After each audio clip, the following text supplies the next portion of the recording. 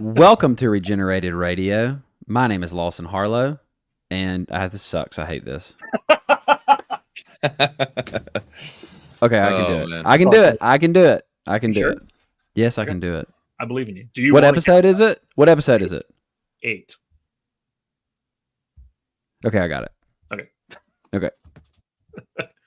3, 2.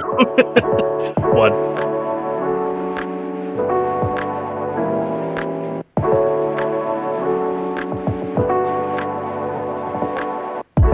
Welcome to Regenerated Radio. This is Season 4, Episode 8, but in reality, it's really the first season because this is the good one. And with me today, I have Greg Kite and Wes Russell. I wanted to call you Wesley. Does anybody ever call you Wesley? No. Yeah, Wes Russell. And he's going to introduce our topic for today, and we're going to have a great time concluding our conversations on the threefold office of Christ. Big time. Past couple of weeks. It's taken us 4 weeks to get through this, right? Because we skipped a week. Because somebody went on vacation. Yeah, so I was in Omaha. So is that a vacation? Is it a Midwest vacation? Anyway, the past 4 weeks we've been talking about Christ as our prophet, priest, and king. Greg graciously took us through Christ being our prophet, and last week, did I get that backwards? Other way around, brother. We're not the same person. Okay. Don't let the beard deceive you. Yeah. Lawson took us through Christ being our prophet, and Greg took us through Christ being our priest. And I have the pleasure of taking us through Christ as our king. I think that this is probably the best one, and that's why you all elected me to do it. And I understand, and I graciously accept it, humbly and modestly accept it. But today we're talking about Christ as our king. I wanted to read a quote from William Plummer, however you want to talk about it. Is it Plummer? I think it's Plummer. Yeah, it's the guy who has the greatest psalm somewhere around here. Oh, it's up there. The greatest psalm commentary that I've ever read in my life. And he says this about Christ being our king. He says, "Such a savior was demanded by our sad necessities. Our ignorance called for a great teacher.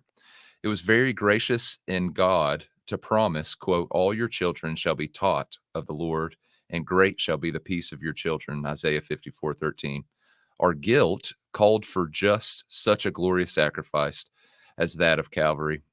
Hebrews 10:14, by one offering he has perfected forever them that are sanctified. So we also needed a blessed king who should be able to subdue our corruptions. His people are willing in the day of his power and the beauties of holiness, Psalm 110:3. Under him is fulfilled the promise to the church, quote, in righteousness shall you be established.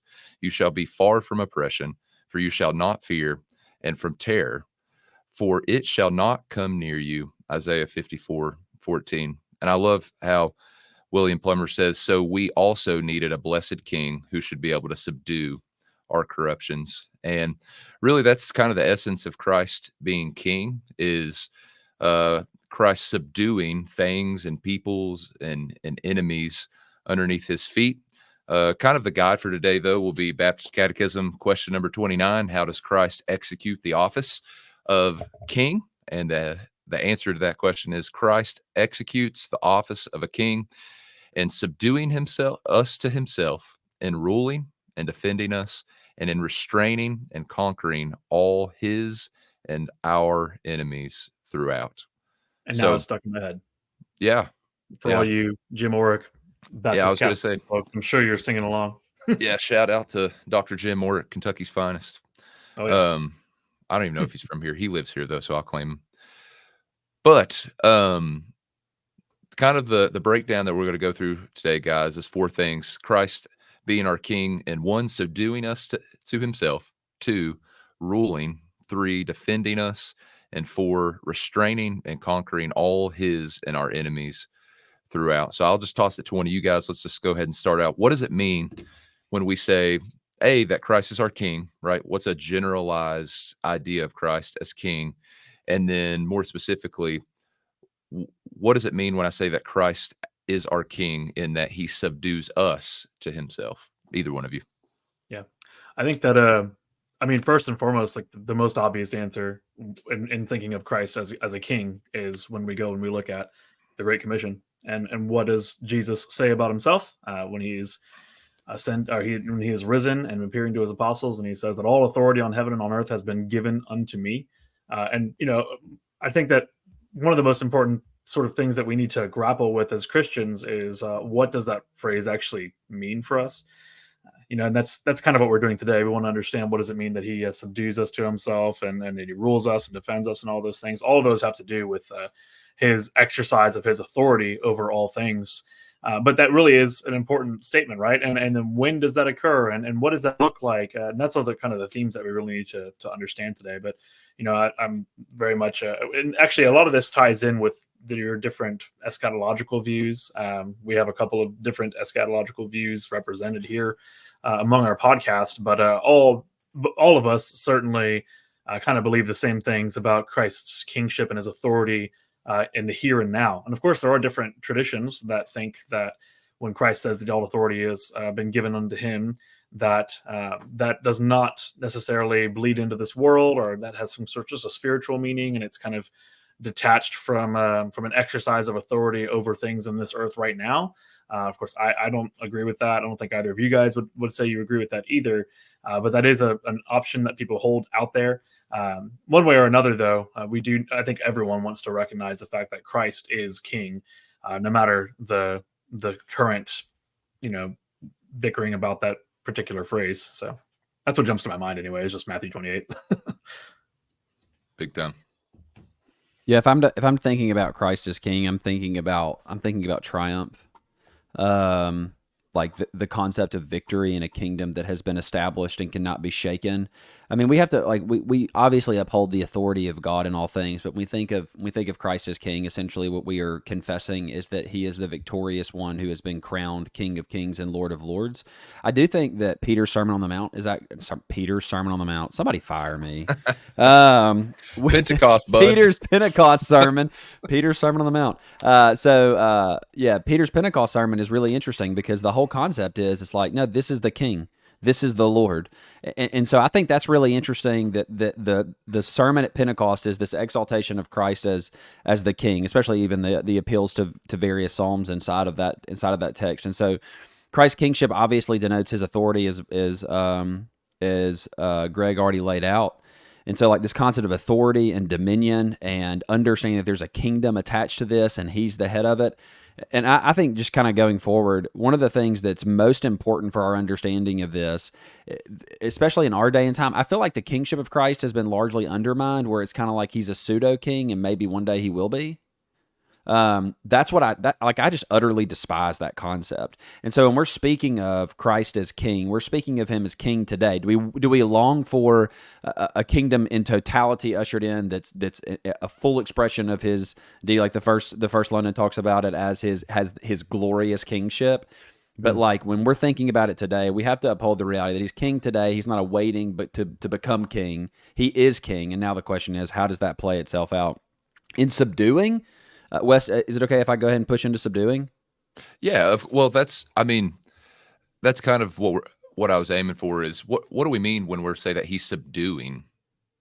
Especially the Catechism reads subduing us to himself. Yeah, this is what I love. I think sorry, this may be a side note, and I'm sorry if it is, but I think men so easily respond to the concept of Christ as king. Yeah. We've done this whole thing where there isn't like fealty to a particular entity or power, especially in America. Like we think about a president, and most of the time we're debating whether he should go to jail or not. But like actual recognition of the kingship of Christ is an idea that I have been subdued underneath his rule and his reign. And so in his subduing of this is actually the text that comes to mind more so than anything else. It's 2 Corinthians chapter 2. And maybe someone would think this is roundabout, but this is really helpful to me.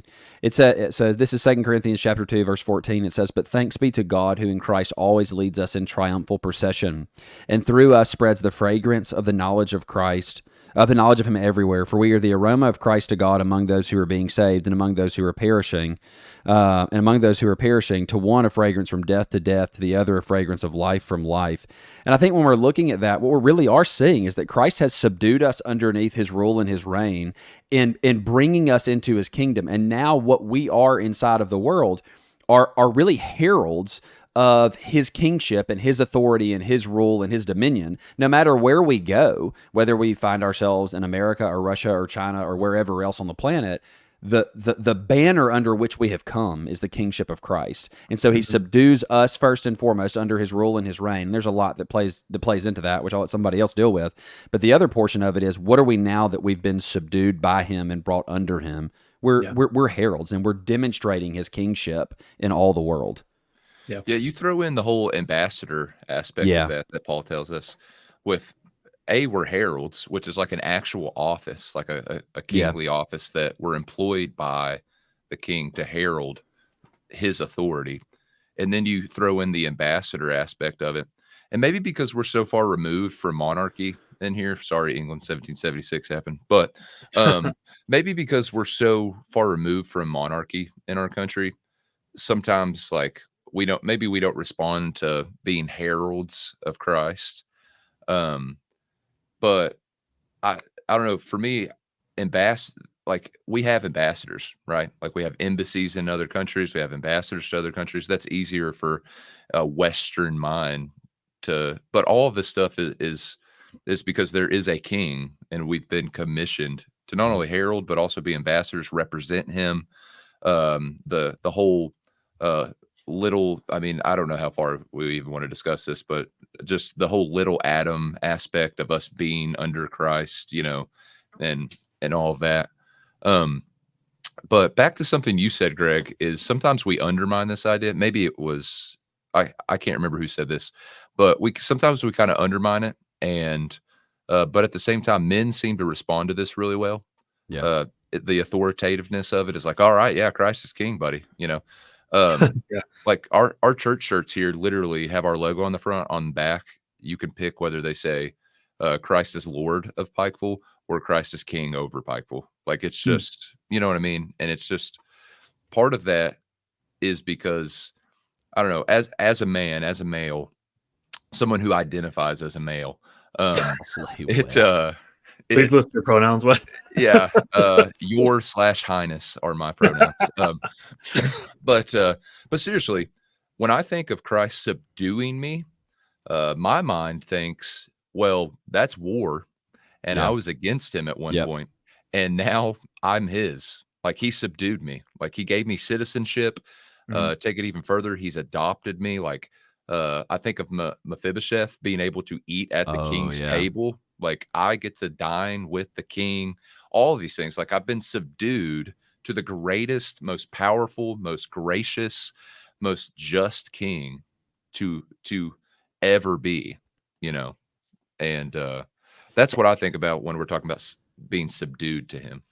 Yeah, I think that one of the things that jumps to mind when we're talking about subduing, I was a history major. I've been very into military history for a long time, and so as you read through those early accounts of early warfare and what was happening during that time, right? You had a conquering, especially during the Roman times, when a lot of our New Testament is written within a very specific context, right? And they would understand Paul used military metaphors all over the place, and so and you see it, I think, come out in different places.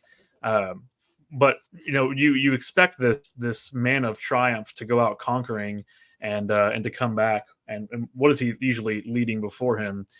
But the spoils of war, and that even being of slaves. We're talking about being subdued to Christ. One of the things that Paul specifically lists in Romans 6 is that we've become slaves to righteousness, right? And that that may rub you the wrong way to our modern ears. We're so used to hearing things with our modern context of what slavery is, and the idea of submission is this horrible thing because we're Americans and we're hyper individualistic and we don't want to have authority over us in general. But what's actually really interesting about the gospel is that, well, you are truly being subdued by Christ. You may not like it. You may not like the idea of it, but if you are willing to be subdued by Christ, then he is a good king and master over you. And as you read through Romans 6, what do you have? You've been set free from sin. You were a slave to sin in some faraway kingdom. What's Colossians 1 say, right? We have moved from the kingdom of darkness, or from the power of darkness, and conveyed into the kingdom of his glorious light. And so we've moved as slaves to sin to slaves to righteousness, and it's a much better situation for us, but it's still a subduing in a real sense. And so I think that's interesting to see how you might use that kind of military aspect of, well, somebody has come in, a conqueror has come in, has conquered the earth, and has now taken spoils for himself, and he goes forth leading captives and leading prisoners and setting them free. You read Ephesians 2 and or Ephesians 4 and other places, that Peter and other places that talk about that specific idea. But that subduing really, I think, has a real connection with the idea of slavery.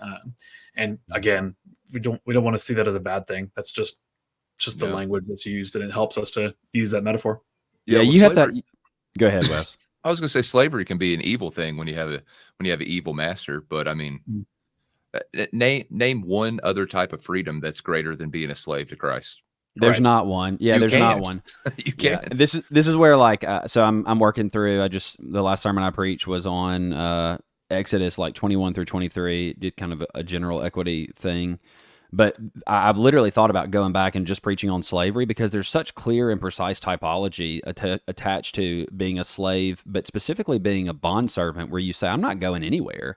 And it's like the ruling and the authority of Christ over our lives. There's not a single person who has been brought under Christ's authority after having been subdued by him that's like, get me out of here.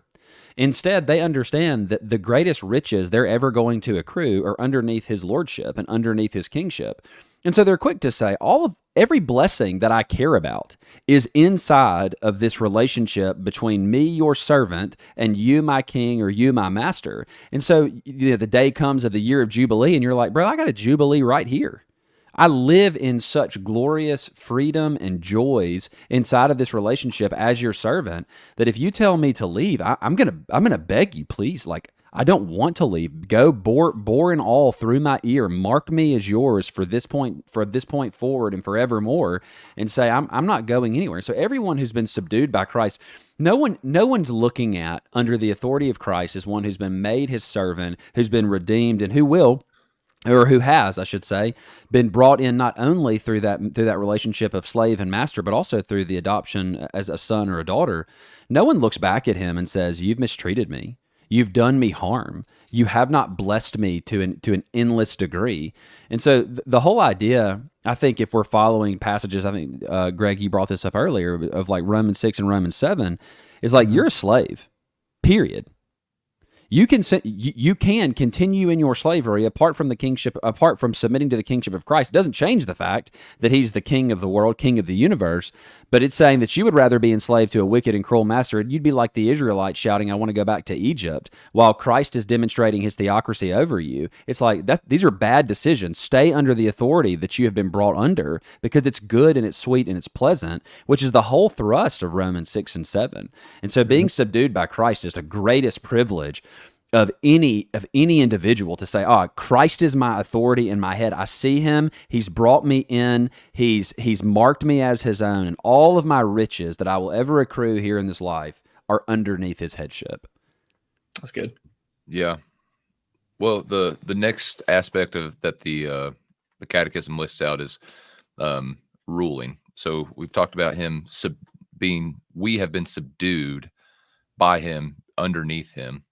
When we talk about Christ ruling, what do we mean? And like, both of you guys are all males, right? Is that true? Yes. Yeah.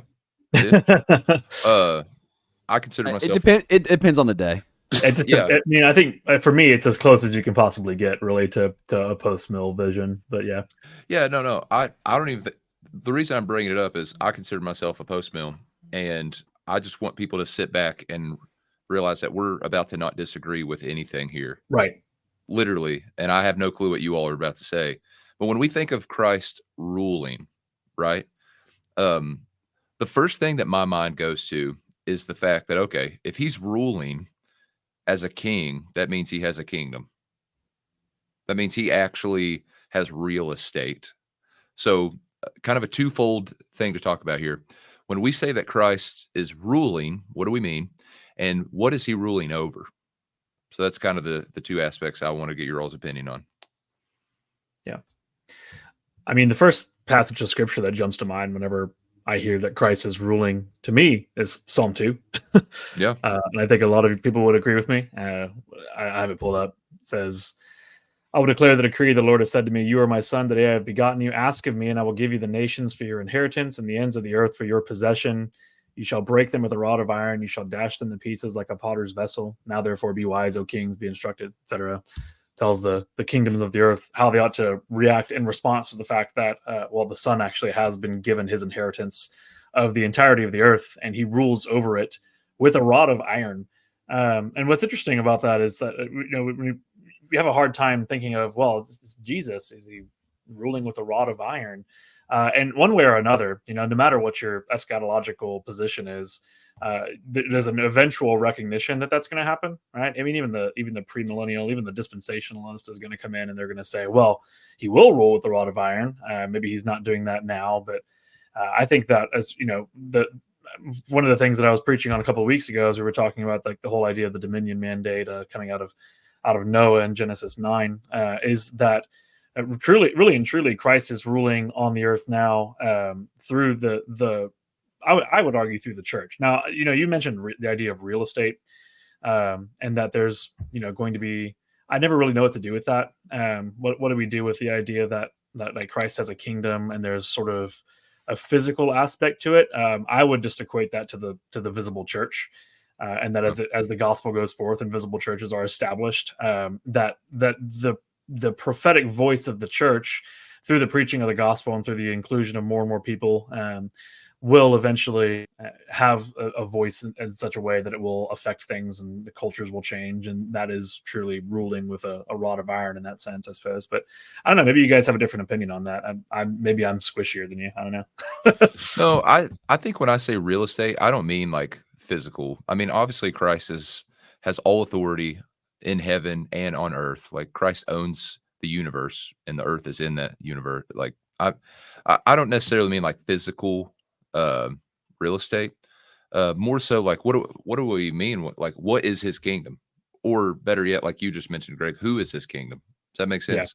Yeah. So and how does he rule over his kingdom? Yeah. Well, Lawson, you got anything? I'm probably a little like, so obviously Christ is king over his church, right?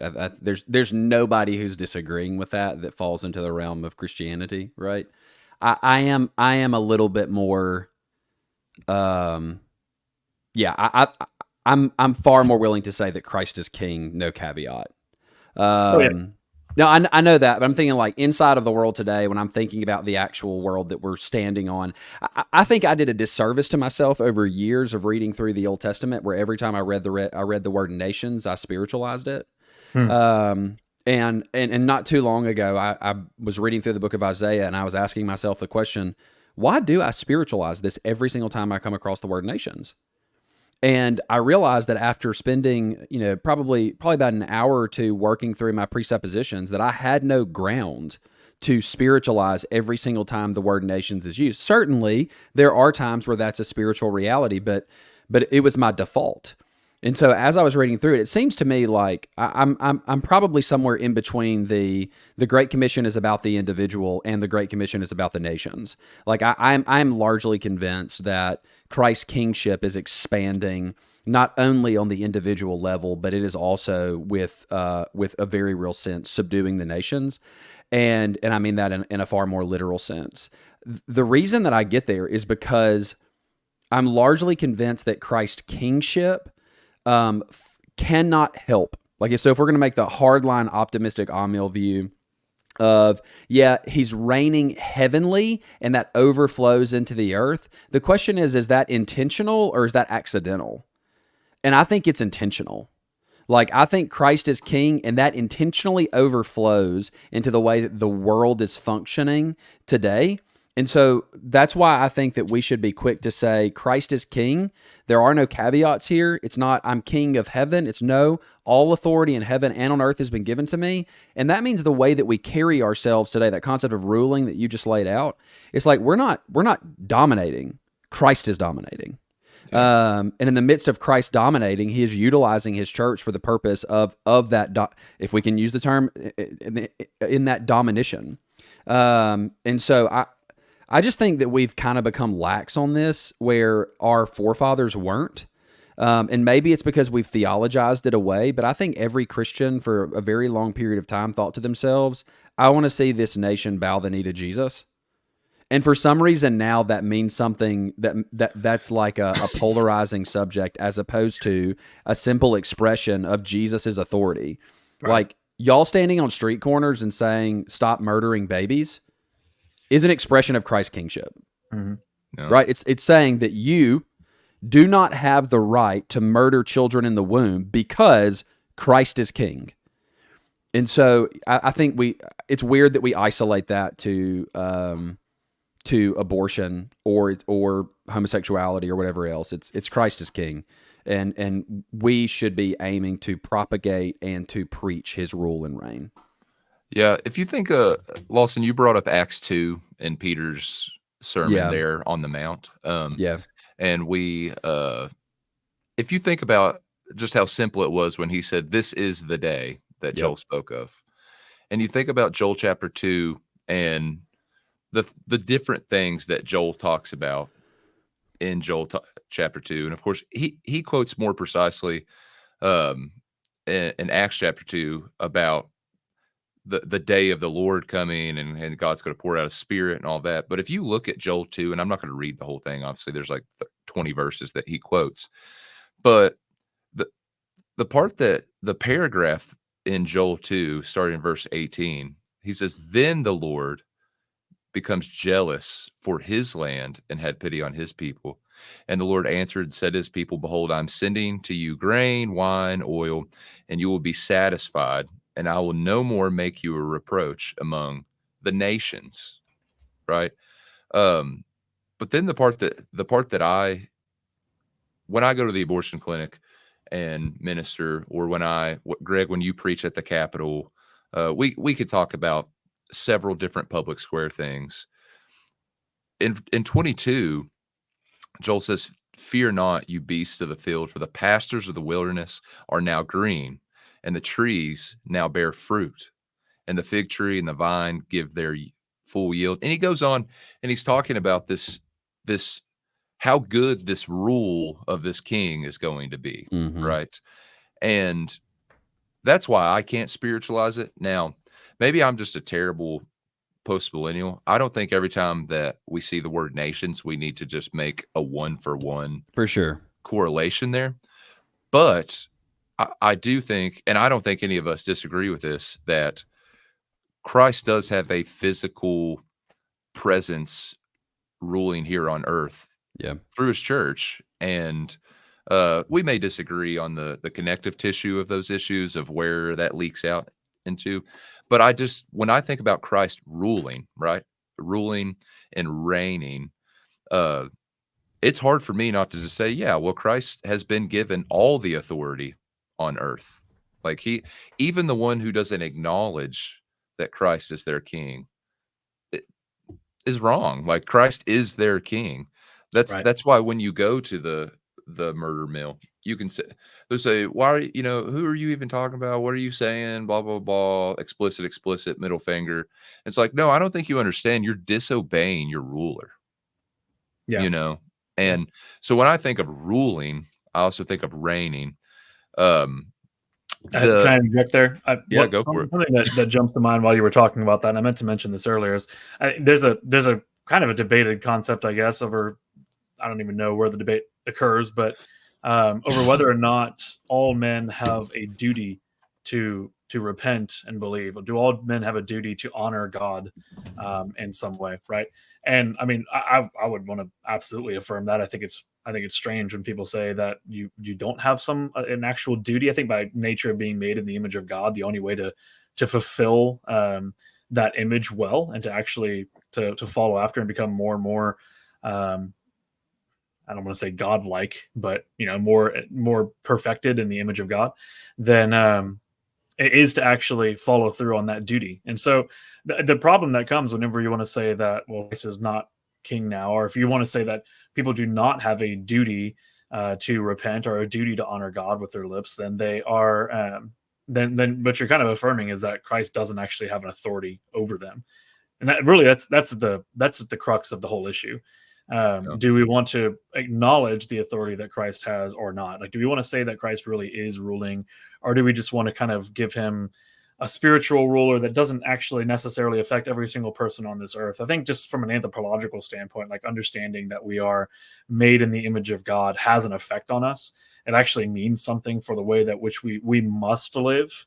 And that's why when you get into Romans and you start hearing people about they're suppressing the truth and their unrighteousness, what the fact is that they're actually rebelling against their authority. It's a rebellion. Go back to those military terms. These are people who are actually actively rebelling against the authority who is over them, and that is, of course, Jesus Christ. And so we want to make sure that we want to uphold, at least in my opinion, I think we really need to uphold that idea that all men have a duty to honor God. And the way that that's done now, especially in the New Covenant era, is by honoring Christ as King. Yep. And which is why, right, the church, as it goes forward and as it proclaims the gospel, as it heralds, that's the means that Christ uses. And you got to be careful, I think, you keep talking about both of you guys have mentioned the difference in your reading the word nations in the Old Testament. Like, do you need to spiritualize that or not spiritualize that? I do think it's important for us to recognize that in a real sense, and I would say a primary sense, that what's being spoken of in subduing the nations is the effect of Christ's authority reaching out from the church. Like Lawson said, it comes down spiritually, it goes through the church and out into the world, and that's how the authority is exercised. So, get into the whole Christian nationalism debate. I don't feel like that, but yeah, I think that's the primary issues behind the whole thing. A couple of things here. I love what Bodie Baucham said about Christian nationalism. He said, of course, I'm a Christian nationalist if you let me define it. But he said, what a lot of lost people are asking me is if I believe in Psalm 2. And yeah, like, I love when he said that. He's like, and I'm not a Christian nationalist, I'm a Pikeville nationalist, but that's neither here nor there.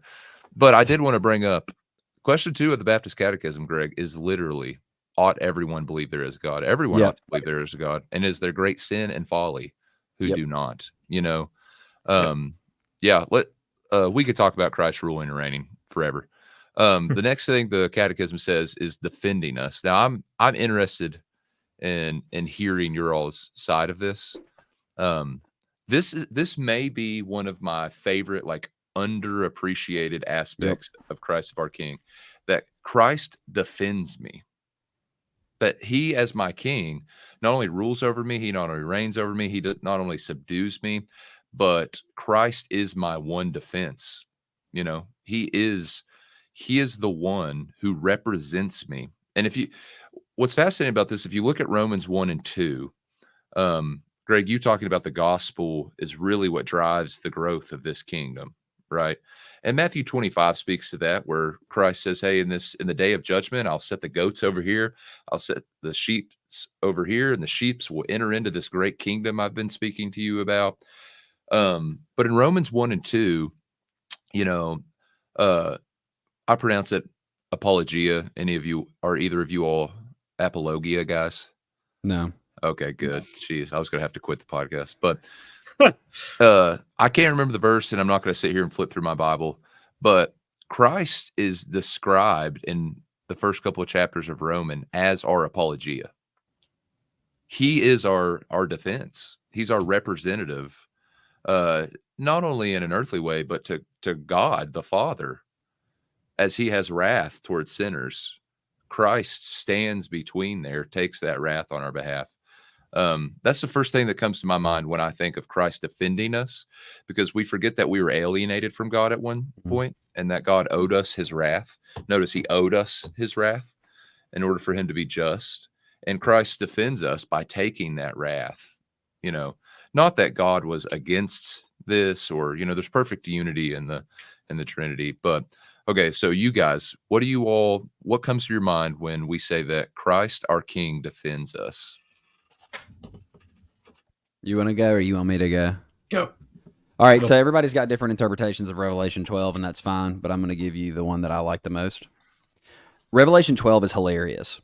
It's actually one of the funniest texts, I think, in the Bible. And the reason it's hilarious to me is because there's this very clear presence of Satan making an aim, I would argue, to attack the church. Right. And so as you see this unfold, there's this frustration that takes place against all of Satan's plans and devices against the church. That as he aims to run her down, God gives the church wings as he opens his mouth for water to come out and to drown her. God opens the earth to swallow all the water, and so like there's just this disposition that God is actually going to protect and sustain his people. Now, I sometimes I think we might not pay close enough attention to this. Because there really is a sense where where Christ is our protector in his kingship. One of the places I think this is most important is in our understanding of Christus Victor. Like that Christ is victorious over all the demonic and wicked forces that would aim to war against his church. That he actually has been a victorious king who actually has conquered the head of Satan, or crushed the head of Satan, and has conquered in totality. And so I think probably for us, we live so far detached from a world that was waiting for Christ to come and to conquer the enemy that we don't really get the full thrust of this anymore. Like we're fish in water, right? We're like, yeah, we're wet because we live here.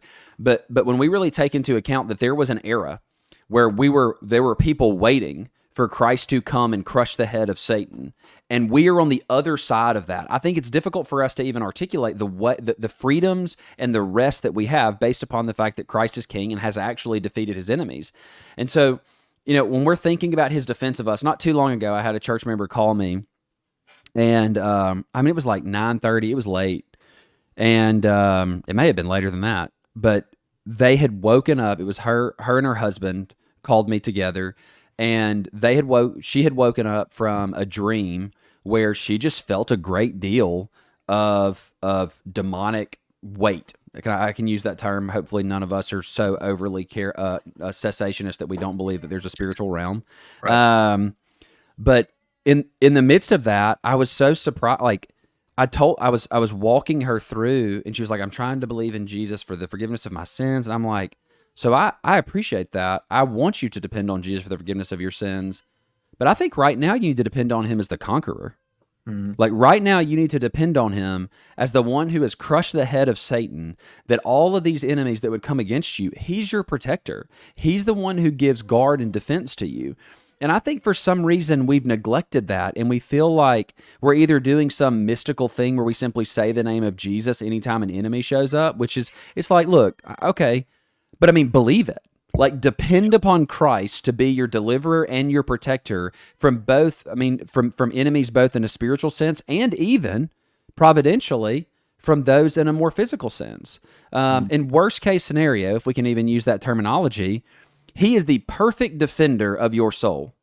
That your soul is perfectly and totally safe based upon the fact that he has purchased you for his protection and for his shepherding as king. And so, I think when we're thinking about him as the protector, we need to think about it not only in a spiritual sense, but also in the continued preservation of our soul, and that he will do with perfection. Even if he permits by providence our bodies to die here a heinous death, as many as saints have died, their souls have been perfectly protected by their king. Yeah. That's good. I don't think I have much to add to that, because every time I was thinking, oh, I should add this, you kind of hit on it. So that's really good. But I will say, one thing that I will add. Go ahead, Greg. Oh, sorry. The one thing that I will add is just that as I was thinking through Ephesians, when I preached through Ephesians last year, one of the things as I got into really that Ephesians 6 portion, and you get to the armor of God, I kind of equated it to the recognition that God is functioning as kind of our quartermaster. Once again, back to military terms, and what's a quartermaster or an armorer? Or it's somebody who's in charge of the weaponry, somebody who equips you to go out for the task that you have. He is our defender, right? And as we think of the fact that Ephesians 6:16 tells us to take up the shield of faith by which you can quench or extinguish all the flaming darts of the enemy, right? That is the faith that God provides for you. It is a gift to you, and it's what you use to be delivered from that. But it is in fact something for us to use. All of the armor of God are things that we take up, and the fact that God provides these things for us is something that others don't have. When we call him our defender, we can trust that we've been given a breastplate of righteousness, which is a covering.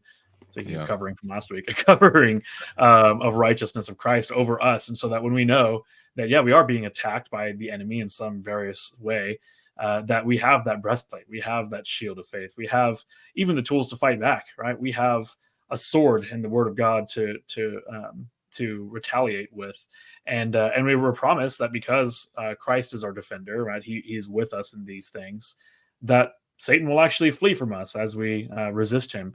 And so there's just so much language like that, all strewn throughout the New Testament, thinking about how we can really kind of put up a fight against the forces of darkness, and we are promised that we will be the victor. I mean, there are times, of course, we're told to flee, but there's just you have to take both of those as they are. But one way or another, we're certainly given plenty of times where we recognize that we fight using the tools that God has given us, and through using those God-given tools, He does deliver us, and He does defend us. We wouldn't have the shield without the faith that has been supplied. So, anyway, imagine a world where the church prospers apart from His protection. Yeah, like okay. this does. I can't. You read my mind. It doesn't exist. Yeah. We're over here talking about how, like, you think about where we sit, right? We're in various places in the continental U.S. Like, how does a church get here? How does it? I'm talking about time and space here. Aside from the fact that Christ and His expression of His kingly ministry toward us, and by us I mean the church at large, has protected his body, protected His bride, so as to see it multiply and, I would add, conquer, right, the worlds around it with the proclamation of the gospel, so as to spread abroad. It just simply can't be done. Sorry, Wes, I didn't mean to steal your thunder. No, literally, my thought was, if Christ is not our defender, not only do we not make it here to have a church in Pikeville, Wamego, and I never can remember where in the world. Olive Branch, bro. It's all right. Olive Branch. But Paul doesn't even make it to Rome. Yeah. Right.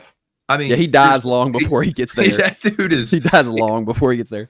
If not before he even gets out of the Middle East, I mean, he drowns in a shipwreck.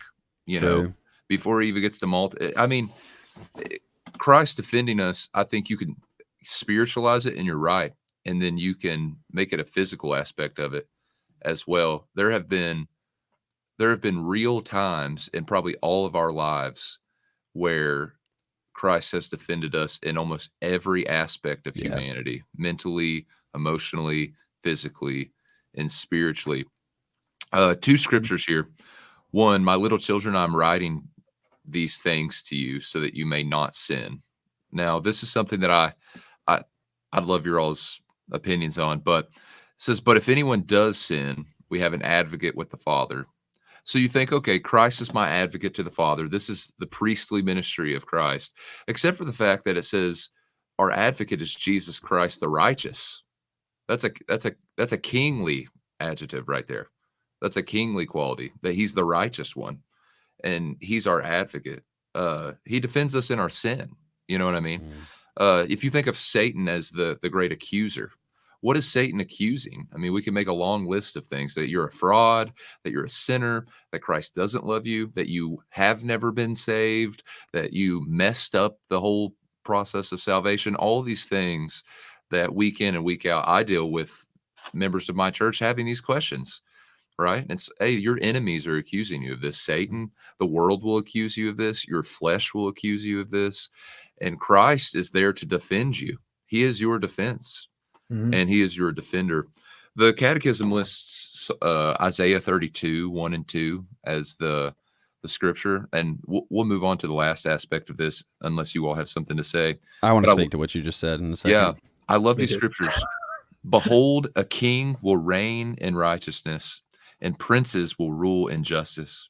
Each will be like a hiding place from the wind, a shelter from the storm, like streams of water in a dry place, like the shade of a great rock in a weary land.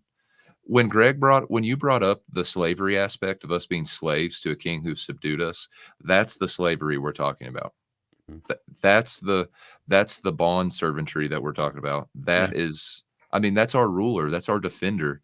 he makes us as if we were streams of water in a dry place and a shade of a great rock in a weary land, So what did you guys want to add? Yeah, I've got. So, go ahead, Greg. Real quick. So, two things. One, this is why I love the Psalms. If you read through the Psalms and you're listening to David over and over again talk about the Lord as a strong tower, the Lord as a refuge, the rock of defense, the Lord as a shield, all of these things are adjectives and descriptors that show that God truly does have a role to play in defending us. And from what, you read the context of all of those verses, it's a lot of times it's just very broad.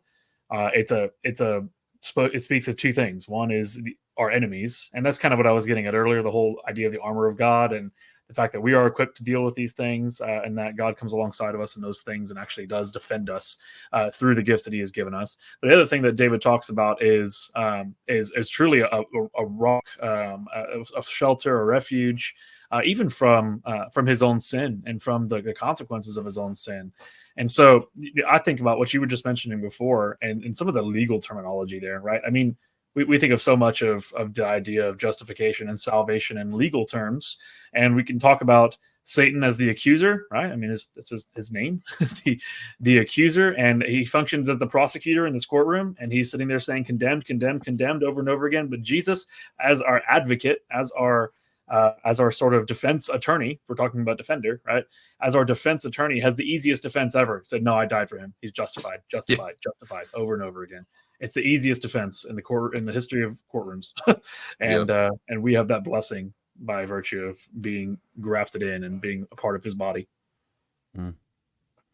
Yeah, going back to what you said, Wes, about when you're looking at 1 John 2. So Hosea is one of my favorite Old Testament books. I imagine I'm not alone in that. But Hosea 2 has a verse that I think is often overlooked. Just we take Hosea 1, 2, and 3 with such a large, we want to take it in its macro and not its micro. But I think there's a really important and beautiful text here where you really do see, like, when Christ takes his bride, right? He expresses that kingly authority over her, but the benefits that are mentioned underneath his reign are really important. And so, if you look at Hosea chapter 2, and you're going down to like verse 19ish, where you're looking, I think this goes back to subdue. I think it wraps up a couple of important things, but where he woos her back to himself, and this is what the Lord says: I will betroth you to me forever. I will betroth you to me in righteousness and in justice and in steadfast love and in mercy. And I will betroth you to me in faithfulness, and you shall know that I am the Lord. What I think is so interesting about that is part of his kingly reign and part of his subduing of us is that he betroths us to himself in those qualities that we do not possess, but he provides. It's like, well, what in us is righteous and just? What in us possesses a steadfast love or a mercy? What in us possesses actual fidelity? And certainly these are qualifications. These are qualities that he's bringing. But I think if we're paying close attention, these are things that he's going to birth inside of his people. That he's going to betroth them in such a way that these will be characteristics that not only he expresses toward them, but they, in light of his expression of those toward them, that they will express back. And the other text that I think is really interesting here is we've talked about kind of the concept of, sorry, I'm trying to type and it's ugly. Sorry. Okay. So Psalm 110 is obviously perhaps the greatest kingship psalm, but we forget that smack dab in the middle of it is his priestly ministry. Yeah. Like if you're reading through this, we all know this, right? We're thinking about the threefold office. It's probably a good thing for us to talk about how they touch really quickly. But priest and king were an impossibility in Israel. You cannot have a priest and a king in the sense that a priest is going to, or at least in the messianic sense, you cannot have a priest who is of the order of the Levitical priesthood and is also the king who is the son of David. Yeah. It's an impossibility. But what's so interesting about it is you get to Zechariah and Psalm 110 and various other texts, it just screams to you that the king will be the priest. Yeah. And so in the middle of this one, you've got such his authority, his rule, and his reign. And then right in the middle of the psalm, it's like, and he's your priest. Like this king, this all authoritative one, this one who's smashing enemies in the day of his wrath, the one who is the king of David, he is also the priest who is mediating for you. He's the king of righteousness and the king of peace, and he's going to be the one who ushers this in. And so you see these two offices connect, and the only way they can connect is in the messianic sense. There's no other methodology. And so I just think Psalm 110 does such a good job of taking that very thing that you just laid out, Wes, and shoving them together so beautifully, where our expectation when we're looking for our king is to say, king, yes, king priest, who is ruling and mediating for us. And so anyway, Psalm 110 just came to mind when you brought up 1 John 2. That's good. Yeah, well, that's where we're going. Oh, cool. Sorry. Yeah. No, it's perfect because I mean, think about this. This is the whole purpose of the past 3 or 4 weeks, 3 episodes that we've put out is, when I go through the catechism and I was going through question 26 through 30, I just kept repeating the same phrase. Christ, the doctrine of Christ as prophet, priest, prophet, and king is a necessity to our salvation. Yep. Like our salvation necessitates that he is all three.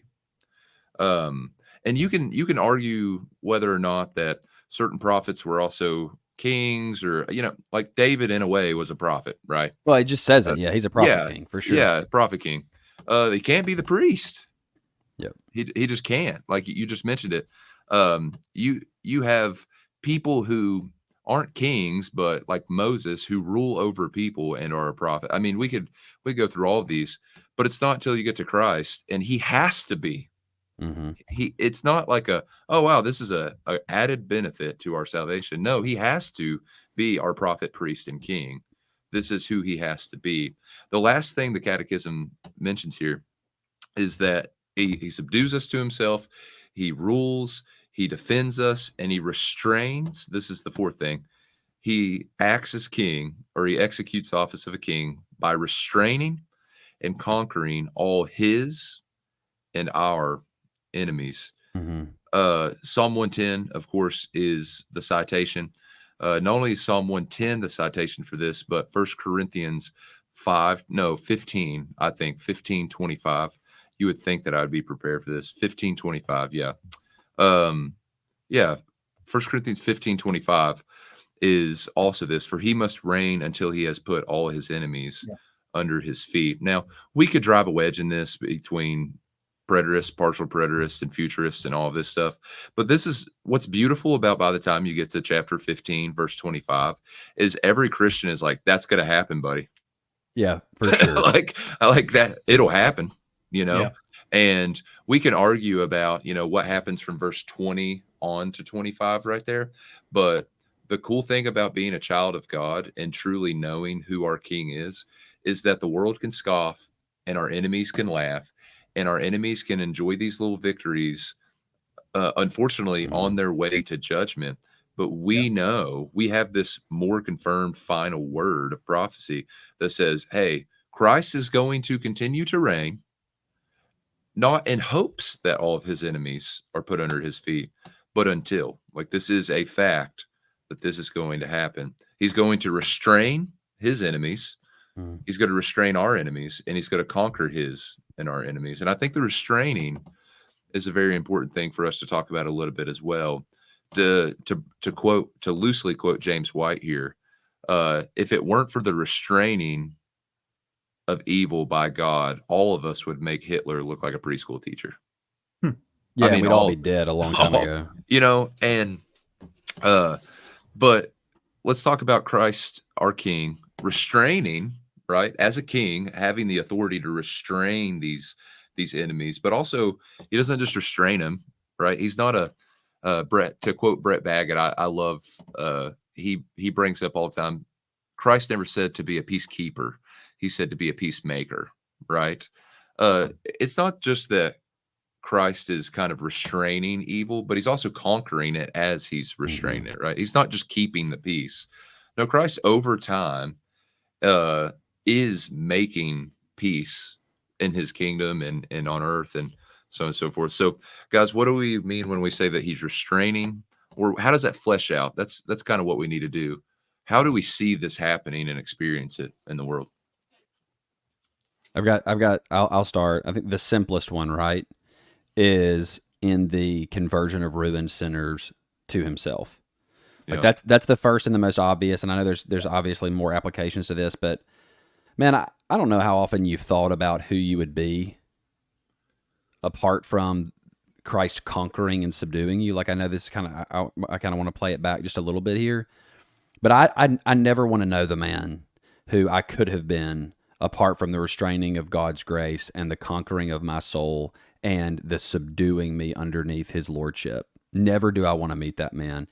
And so I think if I could say it this way, the most complete way we see that on an individual level is God taking ruined sinners, adopting them into his family and conforming them to the image of Christ. That's the first and foremost methodology that we see him take and him conquer and him preserve is through new birth and through bringing someone into the household of faith and changing their nature in and of itself.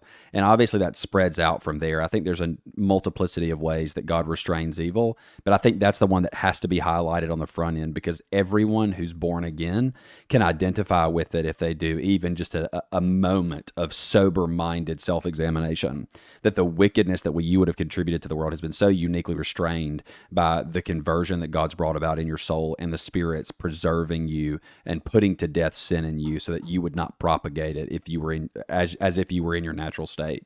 That's one way. I think there's more, but anyway. Yeah, Greg's muted. Greg, you mentioned something earlier that made me think of Romans 1 8. Anyway, where Paul uses the term the gospel over and over in Romans 1. If you can tell, I've been preaching through Romans. But one of the things that he says is that God is my witness, whom I serve with my spirit in the gospel of his son. And I think it's a very purposeful distinction between how we serve and we conquer and Christ conquers and how Rome was conquering at that point. I think Paul is saying, hey, we serve in our spirit, right? We're like, I'm not wanting to come to Rome to stab everybody to death that doesn't convert. Like, this is a spiritual thing. And I think he fleshes that out as he goes through the book. But Greg, you mentioned, hey, like Christ grows his kingdom through the gospel. It would be nice if we didn't have to have any more crusades, right? It would just be nice if people just bowed the knee to Christ. But Lawson, you just talked about this. Christ restrains evil first and foremost by changing wicked sinners' hearts. Yep. And that's the ultimate restraint, and that's the ultimate conquering, right? And we're going to take an evil person and make them good in the sight of God. We're going to take a wicked person, make him righteous in God's sight. And not only that, but Lawson, you brought this up earlier as well, from Hosea 2. We're not going to just make him righteous in God's sight positionally, but we're going to work righteousness in his heart practically, right? We're going to make this vessel a more holy vessel. And good stuff. Greg? No, I don't really have a whole lot to add, honestly, as far as restraining his enemies goes. I think that one thing that's helpful that a lot of people don't want to ever go here for whatever reason, but we just need to take confidence in the fact that the decree of God is infallible and it will not change. And so when God has established that his church will grow and that his son will have a kingdom and that it will grow and it will be without end forever and ever, amen, that he uses the means of just absolute sovereignty and control over even the hearts of men. Was Proverbs 21:1, right? The king's heart is in the hand of the Lord. He turns, as the rivers of water, he turns it wherever he will. Just in the very fact that God has exercised his sovereignty in such a way that the purpose of the Historia the history of redemption, Historia Salutis, there we go. I don't know why I blanked there for a second, but the whole purpose of showing the history of redemption throughout the world, it goes through his decree. He is the first cause of all things that come to pass. We confess, and as we confess that, then we recognize that his restraining hand is on these people who are exercising their free will in such a way that they decide not to eliminate the church, not to destroy this person, not to do this particular thing over here, simply because God has willed that it would not be done, because it's His glory is being proclaimed through the church and through the consistent declaration of the gospel, through the growth of the kingdom. All of these things are done because God has established and ordained it. People will call us fatalists or whatever, or I don't care. Scripture says this is what He does, and we want to. I just want to make that clear. Yeah, when it matters, everybody believes what you just said. Right. It's true. When it's something that's important to them, everybody believes what you just said. Mm-hmm. The other things that I would add is the church itself. Like I feel like Greg got to the primary, and I'll hit the secondary. Which the primary is that God decrees these things, but the other one is like God uses means. Yeah. And He has ministers here that are expressing His kingship. And so the church is one of those, right? The church is the herald, if you will, proclaiming the goodness proclaiming the goodness of God, proclaiming the gospel of God. And I do think appropriately setting forth the law of God as well. Yeah. And so in doing those things, I think that the church actually does act as a restraining agent inside of the world. I mean, we can look at this, right? I don't know what all of your lineages is. Wes, we might be similar. Are you a Viking? Yeah, I am. I am. Okay. Are we all Vikings? Let's Okay, go. so Time to rebrand, boys. So we're all our forefathers all worshipped backwoods demons, Yeah. right? I mean, like, you think about what the gospel actually does in a society over time as it's being proclaimed, and then you have the church there who is now preaching the gospel, and then looking at, like, for instance, John the Baptist looking at Herod and saying, you can't have his wife. Yeah. And it's like, whose law are we appealing to? Yeah. Like, I'm not upholding like the general law of the land. I'm saying that God said this is wrong.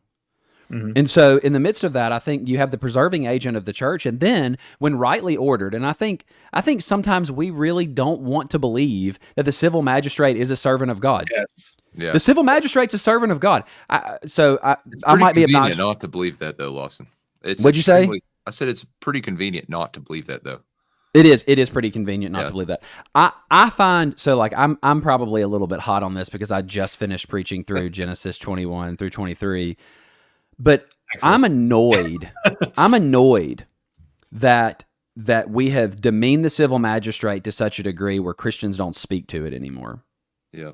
It's like, oh, it's not really a big deal, so we don't have to deal with it. It's like, no. It is a big deal. It's intended to be a servant of Christ, and where it's not actually exercising that the way that He's prescribed, the Christian should say something. Amen. Because we want to live in a world where the civil magistrate is representing God the way it's supposed to, by punishing evil and by upholding and rewarding that which is good. And so, like, there is a very real sense where even in our day, even in a civil magistrate that is not functioning to the pinnacle right of its best possible representation, it still restrains evil. It still restrains evil. And so, I think that we have to be willing to say that there are ministers, right, who actually do act as preserving agents inside of this world, restraining evil. I think we see that on an individual level. I think conscience is one of those. Going forward, I think you've got the household where a husband is to be an agent of restraint inside of his family. You make your way to the churches, and you've got not only the congregation at large, but you also have the elders of a church that God's given for protection, for oversight, and for the execution of discipline. And then you have the civil magistrate that's meant to punish evil. They've been given the sword, and they're to execute that. We just really need to reclaim the idea that these spheres of authority are not arbitrary. Yeah. They're not just like generally good ideas. They're God's servants that He put into place. Yeah. And that being the case, we need to say, hey, all of you need to remember Christ is King. And because Christ is King, you need to function the way that His authority demands. Yeah. Psalm 110 too, He's ruling in the midst of His enemies. Yep. Really the only thing that I would add to any of that, we're coming up on a little time limit here if we still have one. One of the things that I want to add here is Romans 16. It is by the grace of God that He will come and crush the head of Satan. Yes, bro. This goes all the way back to Genesis 3 with this enmity that God places between His seed, or the seed of the woman, and Satan's seed. This goes all the way back to Genesis, and it runs rampant all the way up to Revelation 22. The idea of Christ as our King, and I feel like we could have hit. Think about this, Matthew 23. We could have hit. Matthew 23 quotes Psalm 110. We could have hit almost every chapter in Acts as the apostles are looking at other kings, saying, "Hey, buddy, you know that it's like hilarious. You think you have a little bit of authority, right?" Bro, Jesus looking at Pilate. Oh, dude. What authority do you have? Oh, only that which was given to me by my Father. Yeah, man. Anyway, that's all I got. I don't have the script memorized to be like, thanks guys for watching Regenerated Radio. Please email us all of your angry questions. If you're a dispensationalist and you've watched this and you've been harmed by this, please call this 1-800 number. And That's funny. Some of my church members are like, I'm getting him fired. Man, I hope not, Wes. Yeah, really. No, listen, if you were here on Wednesday nights, I'm in Appalachia, dude. Dispensationalism is, and I love picking on people, especially my own church members. I love picking on them. Sunday, I took them all the way from Isaiah 7 to Isaiah 12 to talk about how God is no longer angry at his people. And dude, I poured it on them. I was like, if you're going to say there's a 2,000-year gap from Isaiah 9:6a and 9:6b, God's still angry at you, bro, because Isaiah 12 hasn't happened. He's still upset at you, buddy. And you could see the typical people that we argue with. We're just like, Mersh. but anyway, they're going to watch this and they're going to be like, man, I'm never talking to my pastor about this again because he's just going to tell the entire internet that we beef about it. It's good beefs. It's like the fun conversation. Yeah, no, bro. A healthy church has disagreement that's fun. Yeah. Disagreement that's fun. I love it. That's funny. Well, yeah. I guess I'll hit the actual end key then. I do appreciate you guys listening to Regenerated Radio today. And if you do have any questions, our email is regeneratedраdio. Unfortunately, still at the 8. We didn't actually do any housekeeping. I should probably mention this before we really stop. This is what happens when you give some it of the to housekeeping me. things. I know I blame Wilson. It's fine. He did such a great job though at the introduction. Anyway, so just a couple of quick housekeeping things. There are a few things that we've kind of just been slowly, as Lawson said, this is the first season because this is the good one. It's the best season. It's the best one. There you go. And so this is there are a few things that we're trying to do as far as making sure some of those things have changed. Like I took the 8 out. I thought the 8 was, I don't know, it was a little contrived, and so little 1998, a little Avril Lavigne skater boy. It's fine. And so we took the 8 out of most things. It's still in the email address. Maybe we'll create a new email address. I'd like to create new socials and get all of us access to those things. So just be aware that some of those things are changing. And that way it's like not just like Greg Kite Regenerated Radio on Twitter. There will actually be a real thing. But anyway, some of those things are going. So just keep that in mind and bear with us as we make. For those of us who have bought shirts with the 8 on it, do we get like partial refunds or? No. Okay. That money has been spent, brother. Yeah. Just putting that out there. Hey, can I be really obnoxious right now? Of course. When you Lawson has a T-shirt for sale to help raise funds for his adoption. Yes. That's not obnoxious. Yeah, I'm doing it. Hit him with the puppy dog eyes, Lawson. I don't have puppy dog eyes. Anyway, so I've got a T-shirt for sale. I've been posting it on Twitter regularly. I just want to remind everybody, if you would like there to be another child that was raised in a heteronormative household to the glory of God, then you can buy a T-shirt to help fund our adoption. And Greg will put that in the link in the comments. Can you do that? Is that real? Yeah. Okay. Yeah. Greg's going to put it in the description. And that's all I have. That's my housekeeping. There you go. Yeah. You Next heard week we're out at buy a shirt or you hate orthodoxy. That's right. That's right. Exactly. Buy a shirt or support Pride Month. Those are your options. I love it. Yeah, next week we'll be out in Indy, and the goal is to get together. I'm going to be staying with one of these two guys. I don't know who yet. We'll figure it out. But so we'll have a good time. We'll try and do a little live recording on the floor of the SBC convention, and then we'll jump into a new series, I guess, when we get back, because now we're kind of done with this threefold office thing. But I hope you've enjoyed it all. Anyway, let me really wrap this up. Thank you for joining us. And if you do have any questions, please reach out to regeneratedраdio@gmail.com, or just find us on socials or email our churches or our elders if you really want to report us for being problematic. One way or another, we love you, and we will see you in the next episode.